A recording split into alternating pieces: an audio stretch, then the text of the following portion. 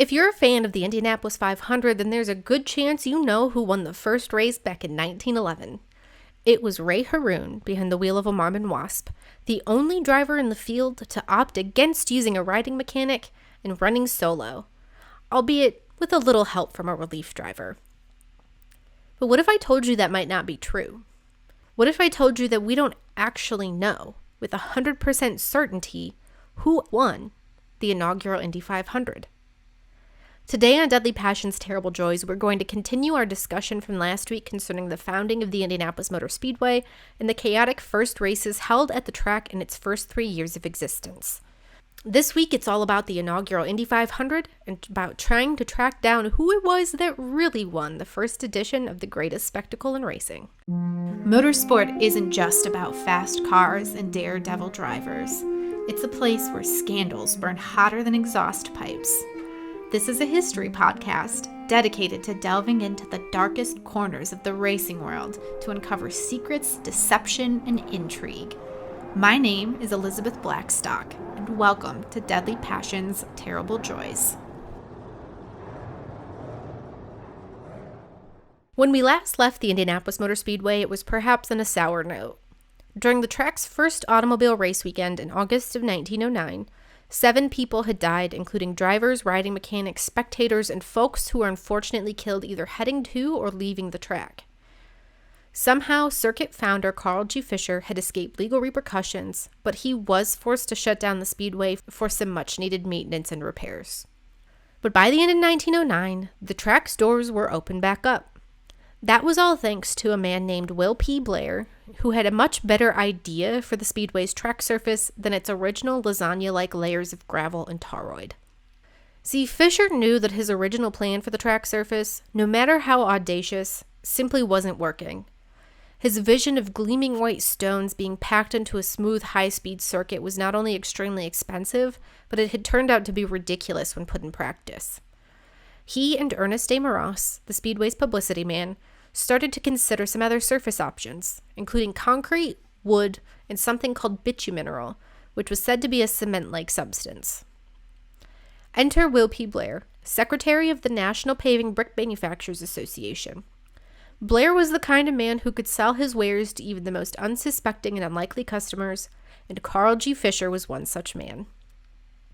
In Blood and Smoke by Charles Learson, the author states that Blair's selling argument has been lost to time, but that it may have had something to do with the fact that bricks have a tendency of staying where you put them compared to layers of stones.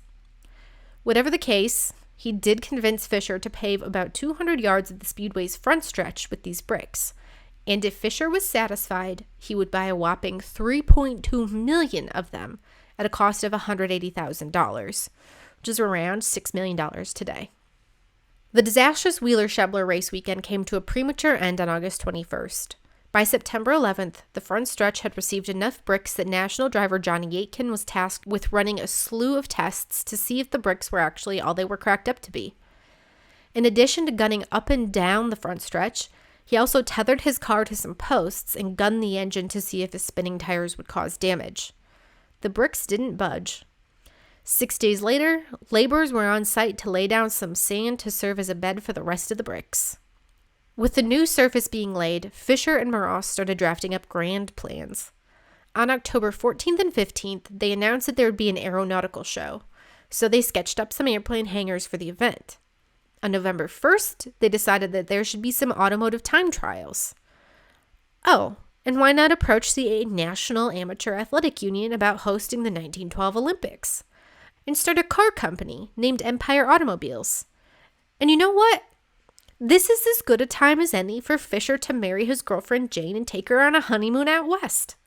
All the while, bricklayers were sweating away at the speedway, trying to battle against the onset of winter. It should go without saying that Fisher had severely underestimated, once again, how long it would take to pave a 2.5-mile track in bricks, so all of those autumn events had to be canceled. But progress continued apace.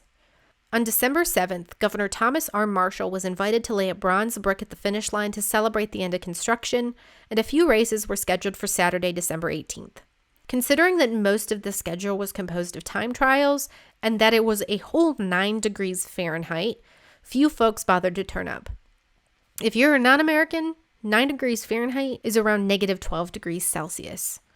Barely 500 people turned up for day one, with around 150 coming for the second day of action, despite it being both a little warmer and free to attend. Rather than let it get to him, Carl Fisher was undeterred. 1910 was fast approaching, and he decided that it would be a far better year for the Speedway. In May, a 3-day race meet took place on the track with a few wrecks but no fatalities. Ernest de Moras, the publicity man, stepped back from his role at this time, which meant that 2 weeks later during an aviation show, there was no one to fudge the numbers of the crowd to the press. Another race meet took place in July, with C.E. Short taking on Moras's role.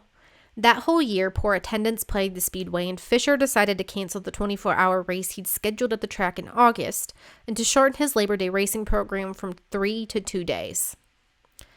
Fisher was miffed. The fascination with automobile racing clearly hadn't died away because there were countless other successful races all across the country. They just didn't take place in Indianapolis.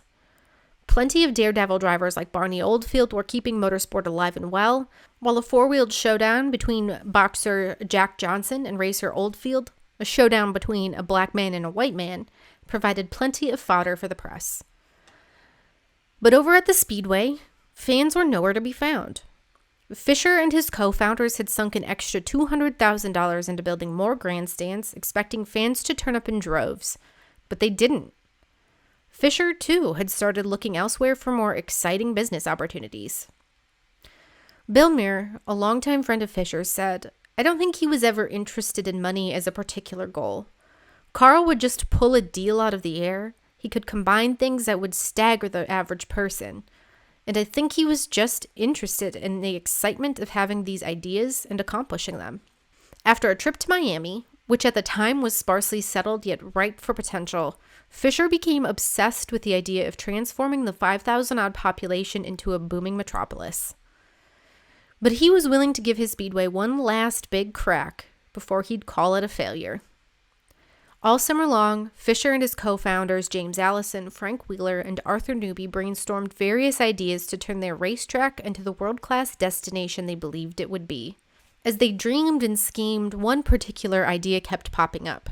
Those multi-day race meets diffused the excitement through a variety of short races before getting to the main event, and it wasn't easy to promote all of those minor events. Having a handful of those meets per year also didn't help with the whole generating excitement thing. If you missed one, you could just turn up to the next one.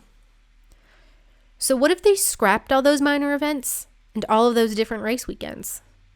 What if, instead, the Indianapolis Motor Speedway consolidated its racing schedule into one single massive event, the likes of which no one had ever attempted before? Wouldn't that make things a little more exciting?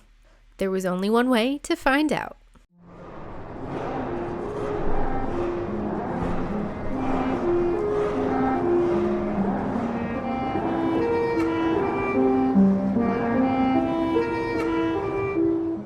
It didn't take long before Carl G. Fisher had found an answer to his problem.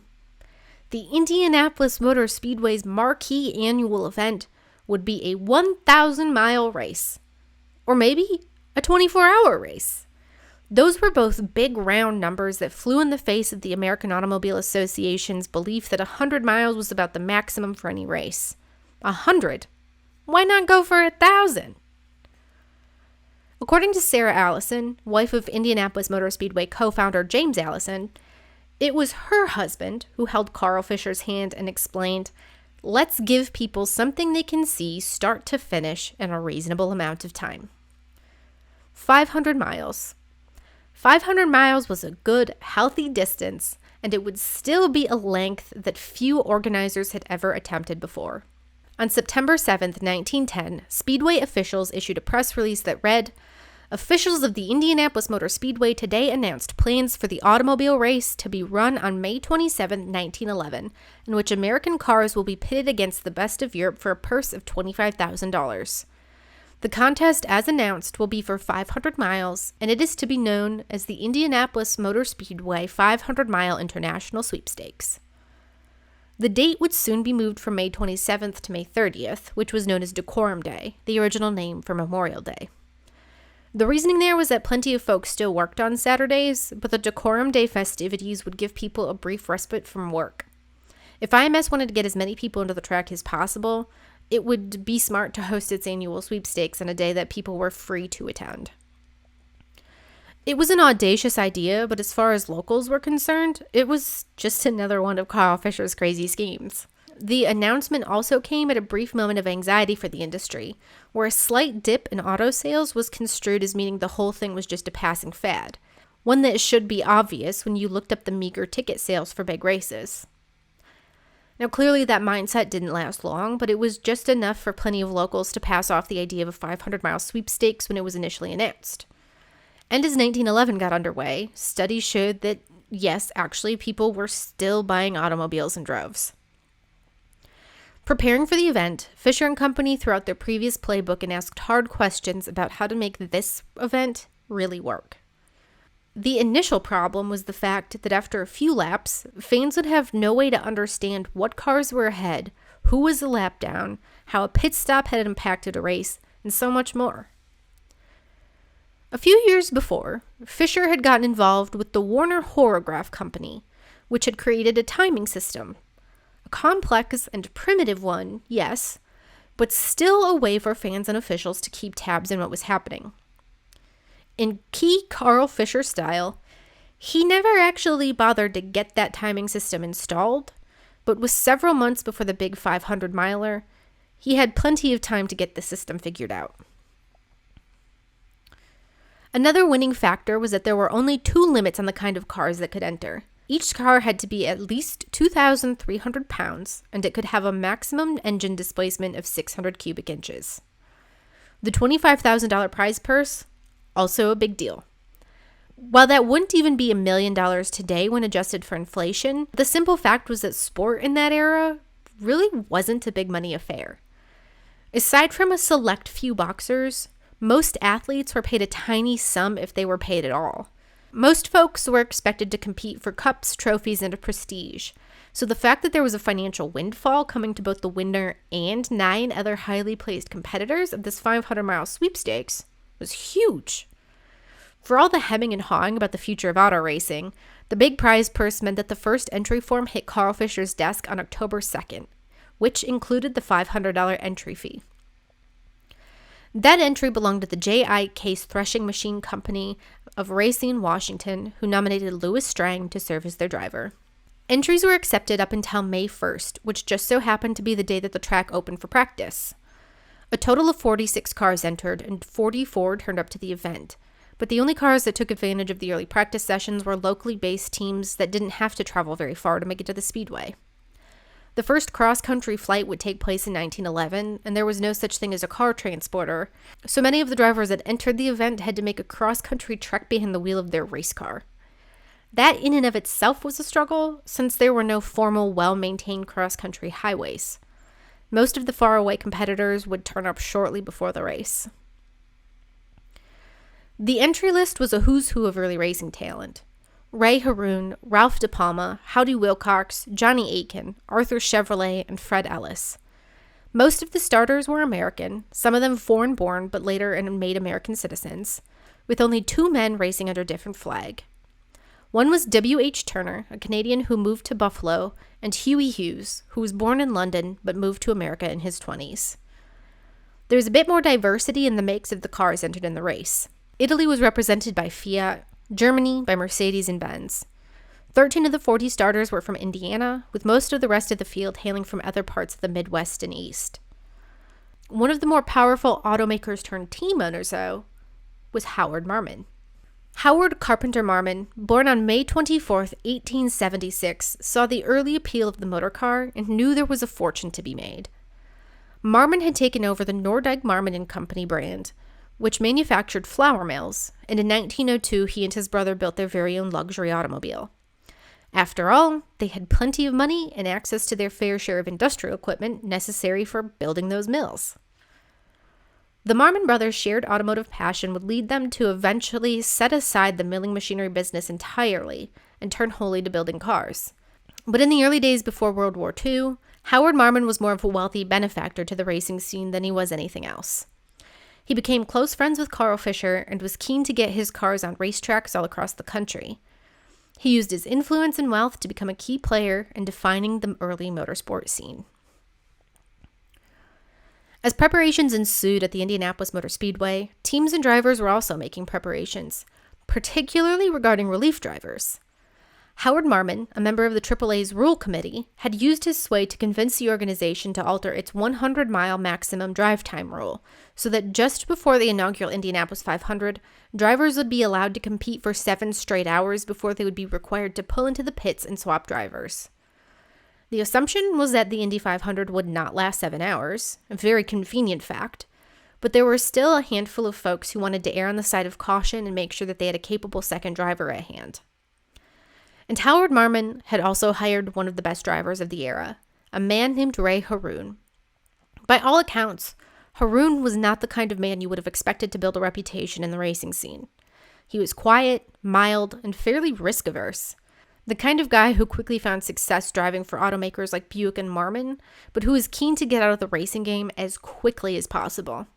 As Charles Learson says of him in Blood and Smoke, Harroun was the kind of guy who would rather get home for dinner than die. Unfortunately for him, he was a damn good racer. Harroun was born in Spartanburg, Pennsylvania in 1879, and he got his first taste of the outside world serving on a ship in the Spanish-American War, his first taste of automobiles when he moved to Chicago to serve as a chauffeur to William C. Thorne in 1902. That job didn't last long, because the moment Harroun got behind the wheel, or as was more likely the case back in 1902, the tiller, he knew he was good. Within months, Harroun quit his job and joined the legion of average Joes designing and building their own cars. He got a job test driving and selling cars for Buick, then earned his way into the driver's seat in big races by putting in time as a riding mechanic. Then, in 1909, a slot as the driver opened up in Howard Marmon's racing program, and Ray Harroun took the job. There was an asterisk to that acceptance. Harroun had a tendency to claim that each year would be his last, and soon after, he'd retire for good. In fact, he'd already done so when Marmon asked him to gear up for one final race, the 1911 Indy 500. Harroun would be a clear favorite for that inaugural Indy 500 race win, but there was a certain amount of concern about his entry, namely the Marmon Wasp that he'd been tasked with driving. Yes, he had taken victory in the machine during the Wheeler-Shebler event the year prior, but the issue with the Wasp was the fact that it was a single-seater. Remember, this is an era when racing machines were two-seaters, primarily so that the second seat could be filled by a riding mechanic. The riding mechanic was tasked with operating all manner of pumps and dials to keep the car running in peak form, and he was also expected to serve as a kind of rearward lookout, letting the driver know when someone might be flying up to pass him. The other drivers hated this idea. The way they saw it, the Wasp carried an inherent weight advantage to go along with its sleek, streamlined shape. Plus, they argued, it would be dangerous for a man to compete without having someone to keep an eye on things behind him.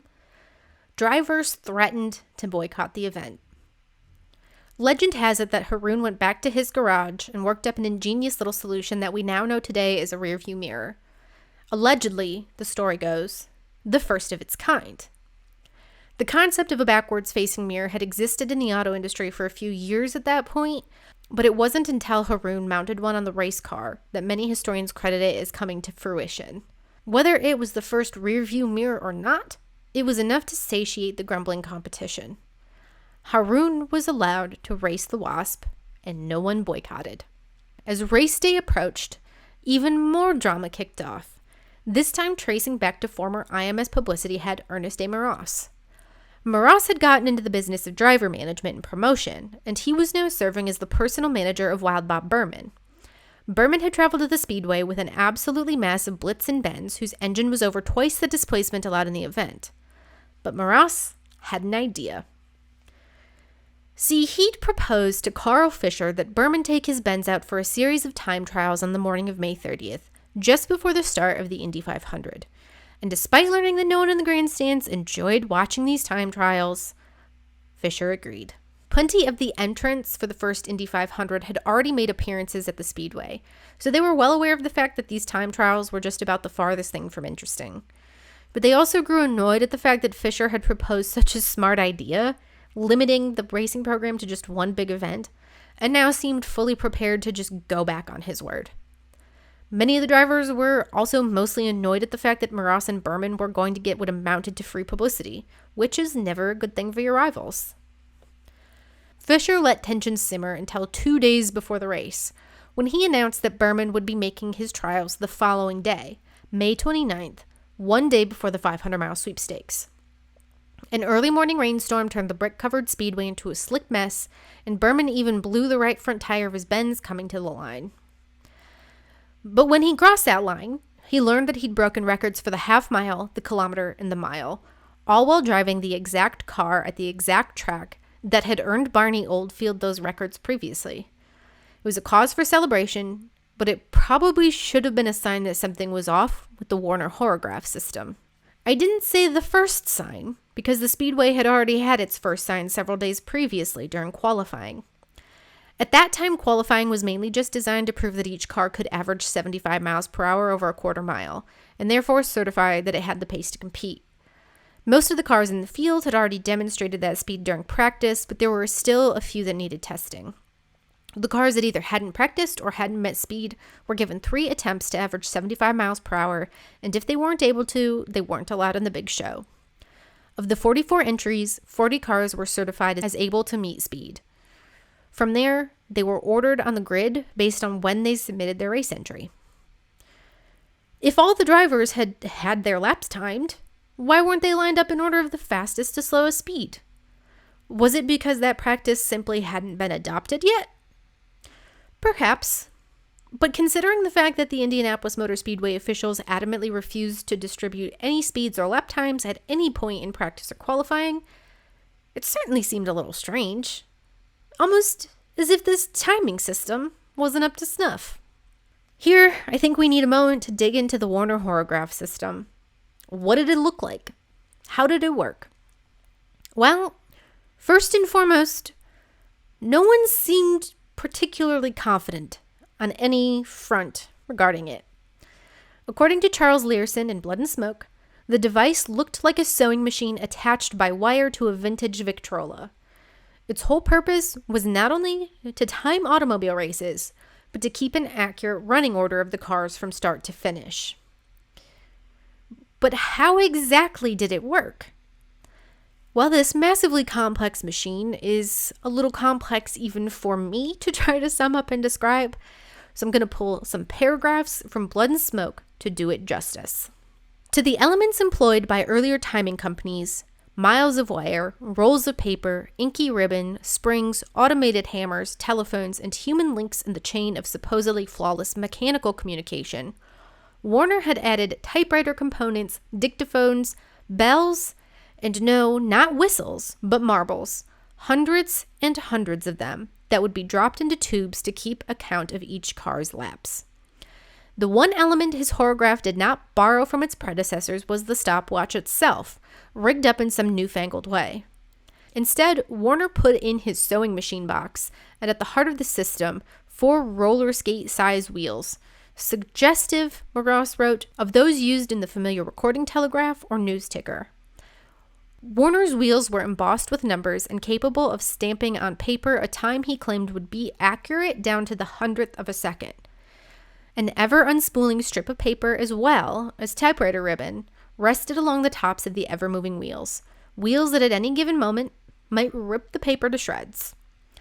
When a race driver passed over one of the 2 electrical wires that was stretched a few inches above the surface of the track, one at the start line and the other a mile further on, the current was interrupted and a hammer actuated by an electromagnet thwacked down hard across the ribbons, pressing them into the wheels and recording a time. Warner said he could record each entrance pass over the wire as long as one car was at least 6 inches behind another. When a race was in progress, especially a 40-car race like the inaugural Indianapolis 500, the hammer would thwack away madly and all sorts of slightly askew timestamps would be produced. But which jittery row of numbers belonged to which car? This is where humans came in. The system required at least one main spotter for each car, with a backup man strongly suggested for longer races. As the drivers whizzed by, the spotter assigned to say number 27 would call out 27 when his man hit the wire. The head timer would then write this down on his scoring sheet, keeping an ear cocked for the exact order in which the cars were being shouted. Of course, in a 40-car field such as competed in the 1911 Indy 500, several spotters were likely to be shouting at once, making the timer's job more than tricky.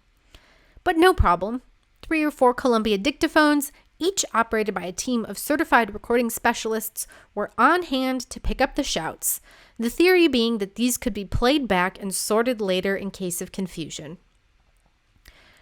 Then, with the numbers and positions noted, runners would head off to a series of scoreboards around the track to update the running order for fans.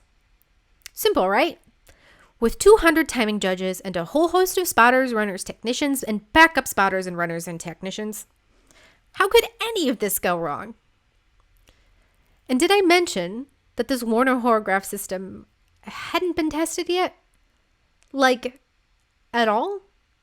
And that the folks invited to operate this machine were just a bunch of so-called distinguished men in Indianapolis that Carl Fisher was hoping to impress?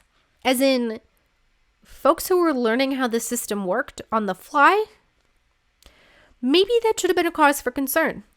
Maybe fans and journalists should have pushed a little harder for the exact times from qualifying or the exact details from Wild Bob Berman's record-setting run. But no one knew that they needed to be concerned, and if they were, well, it was far too late to make any changes to this complex system.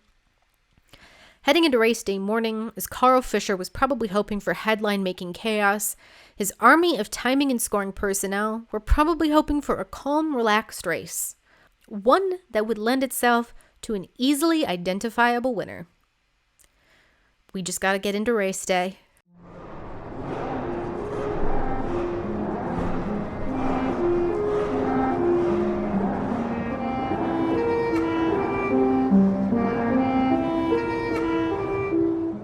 May 30th, 1911. 40 cars had qualified for the inaugural International 500-mile sweepstakes race held at the Indianapolis Motor Speedway, and they lined up on the grid 5 cars to a row, with the exception of the first and last rows. Up front, taking the place we would normally expect to be held by the pole sitter, Carl Fisher was leading the field to the start in a Stoddard-Dayton pace car, for the first recorded rolling start for a field of that size. The crowd of 80,000 who paid $1 for entry to pack into the grandstands, though, likely didn't understand that they were witnessing such a pivotal moment in motorsport history. As the field rolled around the track, a red flag flew, which at the time signaled the fact that the track was clear.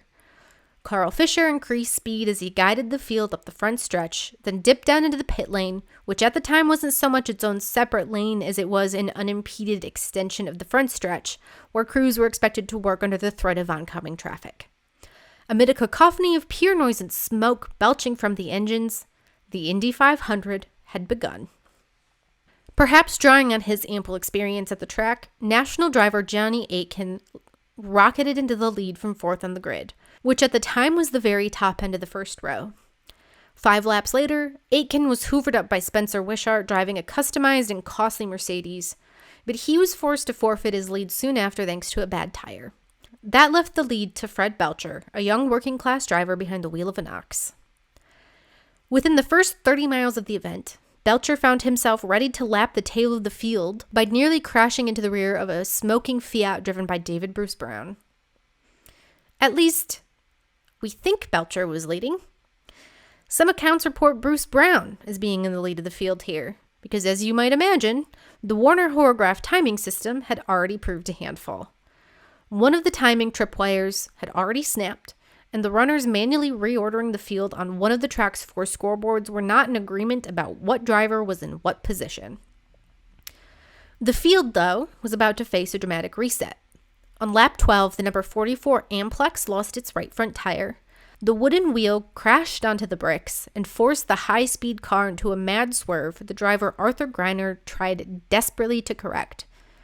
Somehow he ended up avoiding any other cars, but when the Amplex hit the infield grass, it began to flip end over end until suddenly it came to rest with its nose buried in the dirt and its rear end pointing up to the sky. Greiner was thrown from the car and sustained a broken arm, But the same couldn't be said for his 24-year-old riding mechanic Sam Dixon. Where the driver was thrown out almost immediately, Dixon held on for a while longer, teetering in that upended car until it finally came crashing down into the grass, top first, killing Dixon. At least, that's what we think happened. The reports of the accident vary, either saying that Dixon was crushed, or that he was thrown into a fence, or that some other horror had befallen him. The how of the crash was less important for many than the insistence that they describe Dixon's mangled body in gruesome detail.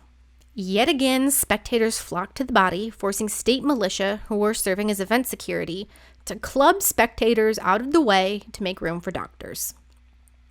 According to Charles Learson in Blood and Smoke, by this point very few spectators were actually paying attention to the action because frankly they had no idea what was going on. After about 30 miles, when tires started to blow and pit stops started kicking off and drivers started getting lapped, keeping track of the action was something of a losing game. Again, remember, this is a time when pit stops could take up to 15 minutes, and no one was actually timing these stops, so no one really knew where the cars were filtering back into the action when they got onto the track.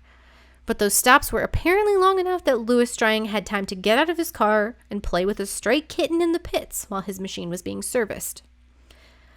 By that point, most of the spectators had vacated their seats in order to use the bathroom or to buy some snacks, and the more astute journalists on site had come to the realization that the folks in charge of timing the event had no clue what they were doing. A report of the event in Motor Age magazine claimed that there were too many cars on track and no one could follow the race. The event was robbed of that great interest that is ever present when everyone knows at all times exactly how the different cars are running. The race did not tire the drivers perhaps as much as expected, but it did tire thousands of spectators. Most of the riders on site, though, were just content to accept what Speedway officials were telling them was happening. Ralph De Palma was said to take the lead around mile 60, a lead that he held until Bruce Brown overtook him. Apparently it was Bruce Brown who hit the 100-mile mark first, and he proceeded to lead for quite some time after that, but no one is sure by how much. Trying to understand what happened is frankly a little chaotic. At one point, California driver Teddy Tetzlaff blew a tire and crashed into Louis Disbrow, which resulted in Tetzlaff's riding mechanic David Lewis fracturing his pelvis. But if you try to cross-reference newspaper reports with the official revised results from the Speedway, you'll find that the writers were claiming this happened somewhere between mile 125 and 160, while the revised results list Disbrow dropping out of the race after 112.5 miles, while Tetzlaff apparently retired with mechanical problems after just 50 miles. I know I'm really harping on this point, but the timing and scoring fiasco is the defining feature of the first Indy 500. As a historian, you know you're not always going to have some of your primary sources in agreement on every single detail, but there's usually some consensus about how things transpired. But not for this race. Honestly, sometimes it feels like everyone who wrote about it or recorded the event experienced something entirely different. Part of that comes from the fact that it was nearly impossible to watch what was going on without any help from Speedway officials, and part of it likely involves the fact that automobile racing was such a new concept that there was no unofficial understanding of what was going on. Today, most people recognize the concept of the Indy 500 thanks to its longevity, but in this first edition, no one really knew what to expect. At the very least, we do know that Marmon Wasp driver Ray Harroun was likely the first person to pit for a relief driver. He'd brought with him Cyrus Patchke, and around the 150-mile mark, Harroun pitted to take a breather. Some sources say that Patchke was the first driver to meet the 200-mile marker, though others naturally have differing opinions. Patchke spent 35 laps at the wheel before he brought the Wasp back into Harroun and went to relieve driver Joe Dawson, another member of the Marmon camp. That would be the extent of his 15 minutes of fame, because in the aftermath, Patchke has largely been written out of the history books. If you listened to the DPTJ episode on riding mechanics last year, you'll know that those mechanicians went largely ignored in newspapers and post-race reports. Relief drivers suffered a similar fate. Around mile 240, the driver of the number 8 case, Joe Jägersberger, discovered that he had no control over the steering of his car. He bounced off the wall lining the outside of the track, which pointed his car back into the infield. At some point, and for some unknown reason, his riding mechanic Charles Anderson left the vehicle, got trapped beneath it, and was run over. According to various newspaper reports, Anderson wasn't dead, but he was able to sit up on the track just in time to see the Westcott of Harry Knight bearing down at him at full speed. Rather than crush the unsuspecting fellow on the track, Knight veered toward the pit lane where he crashed into Herb Little's Apperson and took out both drivers. All the while, Jägersberger's case looked to be on a collision course with the stand that was housing timing officials. And, desperate to avoid being collected in an incident, all of those officials fled the stand. Now, thankfully, the case did not crash into them. It had just gotten a little too close for comfort. But it did mean that for 10 minutes, the race raged on, and no one was there to officially score the action. The halfway point of the race came and went without anyone shouting into their dictaphones, tallying things up on their adding machines, popping marbles into chutes, or sending runners out to alter the order on the scoreboards around the track. A few contemporary accounts credit the number 32 Marmon Wasp with leading the race, but those reports aren't sure if it was Harroun or Patchke behind the wheel, and there are also reports that say David Bruce Brown was leading. Who knows? From the halfway point to about mile 400, things seemed to calm down. The number 33 Lozier of Ralph Mulf began to mount a challenge for the lead, but in a quiet way, so as to preserve his machinery. The men who had taken that route were the ones who made it to mile 400. By contrast, many of the fellas who had pushed like hell at the start were discovering the hard way that their early automobiles were not capable of taking that kind of a beating, and more cars retired from the event. It was only around mile 400 that the front runners really started to pick up the pace, with some drivers running so hard they were a regular feature in the pit lane, in dire need of new tires. The spectators remaining at the track began to find their seats in the grandstand, keen to see how this whole thing would play out. Did they know that the scoreboards they were intently studying had been abandoned for 10 minutes halfway through the race? Did they know that the timing and scoring system as a whole was something of a disaster through and through? Did they know that the timing lines had been snapped by wear and tear of those early automobiles hitting them again and again for 500 miles? We don't know. But we do know that after the race, Lozier team manager Charles Amis claimed that Speedway officials assured him his number 33, driven by Ralph Milford, was leading.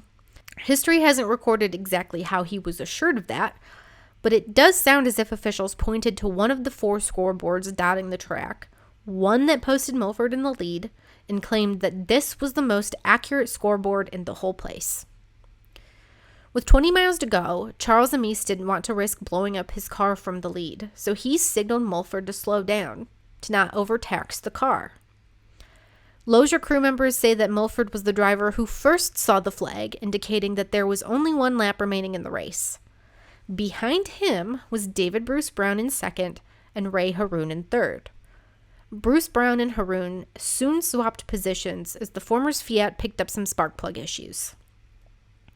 Lozier crew members also say that Mulford was the driver to cross the timing line first, but that just to be sure that there was no tomfoolery or miscalculation of the race miles, he ran an extra insurance lap or 2, just to guarantee that his race was complete and that his win was assured. Lozier crew members also say that by the time Mulford made his way to Victory Circle, he found Ray Harroun standing there with the trophy instead. What happened?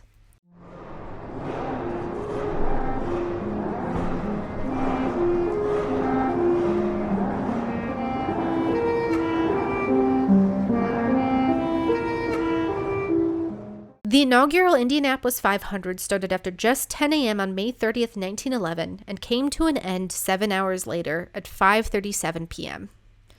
After accepting $14,250 in prize money, over $450,000 today, Ray Harroun was escorted to a victory banquet, his name etched in the history books as the first winner of the iconic 500-mile sweepstakes. But was that an honor he actually learned? It was certainly a little early because the results of the race weren't actually officially formalized yet. In fact, car owner Howard Marmon allegedly haunted the Indianapolis Motor Speedway that night, confident that his Wasp had won, but wholly unsure what the poorly kept records might say. Multiple drivers and car owners had called for a recount right from the moment the race ended.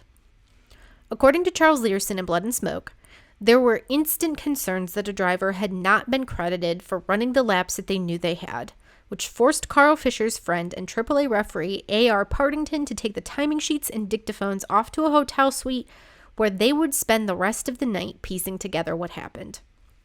This is when Speedway and AAA officials realized that they had, to put it simply, screwed up.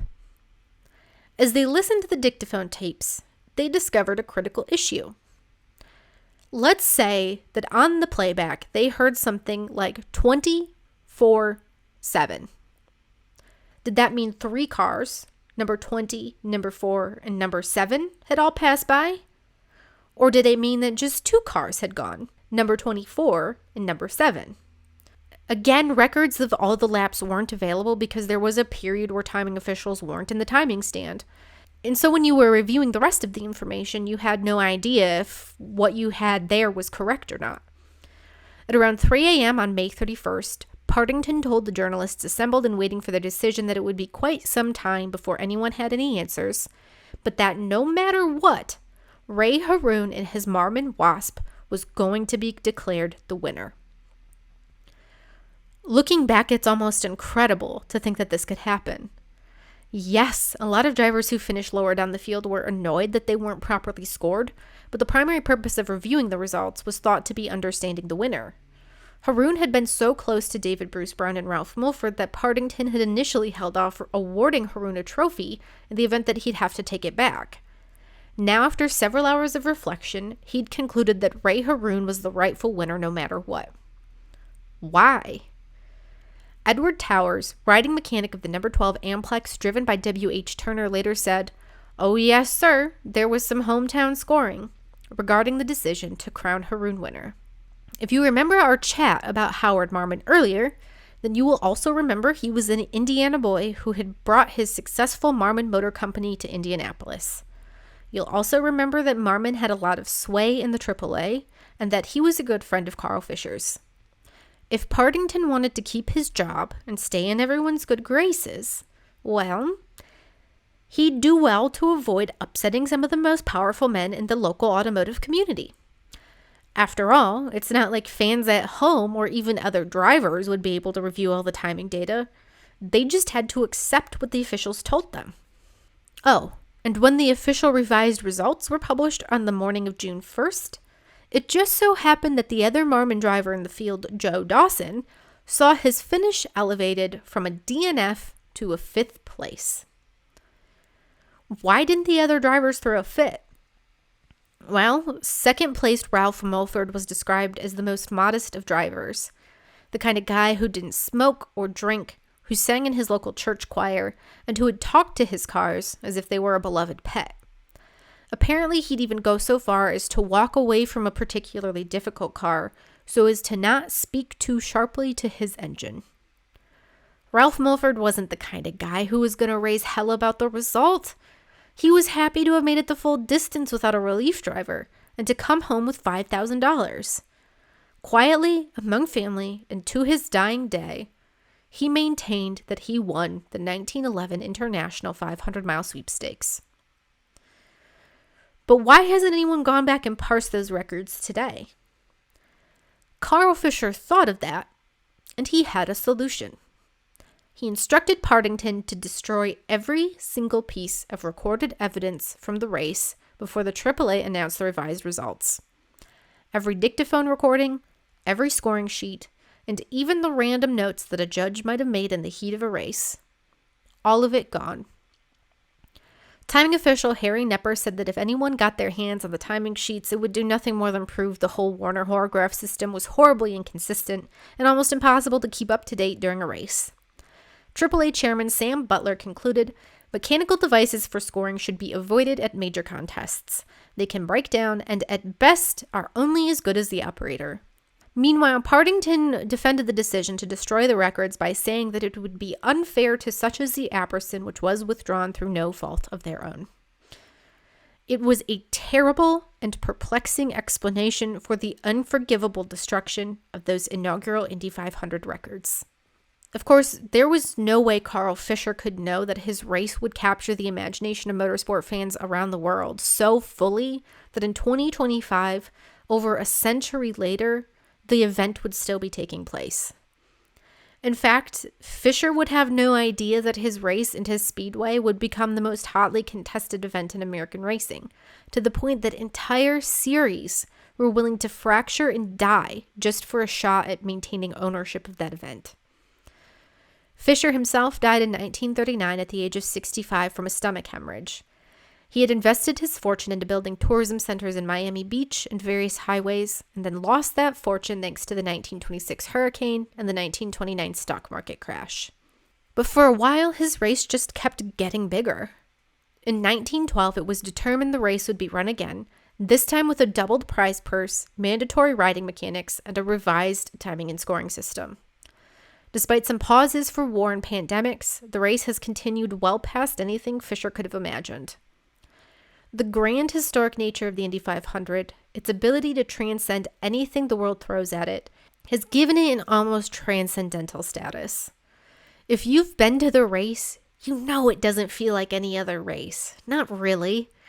When you walk through the gates of the Indianapolis Motor Speedway, you know you're about to witness history. You're carrying on a legacy that started generations before you were born. You're becoming part of the tradition, the pomp and the circumstance, and you're gonna help construct the myth of that race for future generations. That's something you're just not going to get at any other event, except for maybe the 24 Hours of Le Mans or the Monaco Grand Prix. I think all of that magic is what makes the 1911 Indy 500 so infuriating. If there's one thing we human beings love, it's a good creation myth, a perfect encapsulated moment that creates a noble base on which to build. But the inaugural Indy 500 was not noble. It was messy and, frankly, embarrassing. I don't know if Carl Fisher was necessarily thinking about this race lasting into the 2020s, but I do think he was conscious of the fact that if he wanted to sell tickets for a second running in 1912, he couldn't let people believe he'd screwed up so royally that there wasn't just doubt about who won the race, but that there was almost conspiracy around it in order to preserve his own and the Speedway's reputations. The problem is that this denies us the ability to truly know what happened on May 30th, 1911. Fisher destroyed the foundational records from that day because he knew the damage it would do to his reputation. In exchange, over 110 years later, we have to reckon with the fact that we just won't ever know. And so today, when someone asks us who won the first Indy 500, we have to say it was Ray Harroun and his Marmon Wasp. The full story is almost too absurd to give anyone a satisfying answer to that question. Carl G. Fisher didn't give us any other choice.